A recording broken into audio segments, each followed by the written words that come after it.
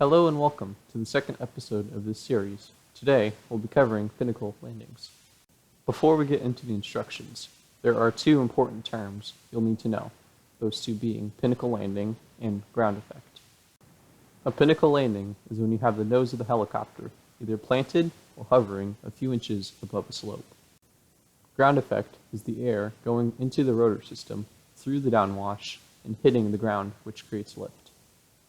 To perform a Pinnacle Landing, come in as you would a regular landing. Before you get into ground effect, you'll want to deplete all of your forward and horizontal airspeed, then descend into the ground. Depending on the steepness of the slope, you may or may not be in ground effect, so as such, it's important to be aware of your collective movements.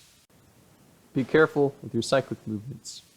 As you move the cyclic, you start to dump lift out of the rotor system, so it's important to make small adjustments while in ground effect. Once you are familiar with doing this maneuver from a regular landing, you'll want to practice combining a J-hook with a Pinnacle Landing.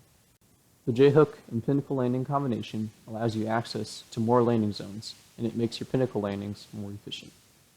And that's all there is to the Pinnacle Landing. It may not be as useful or as versatile as the J-hook. However, it's important to know as it's the segue to landing on buildings. That concludes this episode. I apologize, as this is a lot of information in a short amount of time.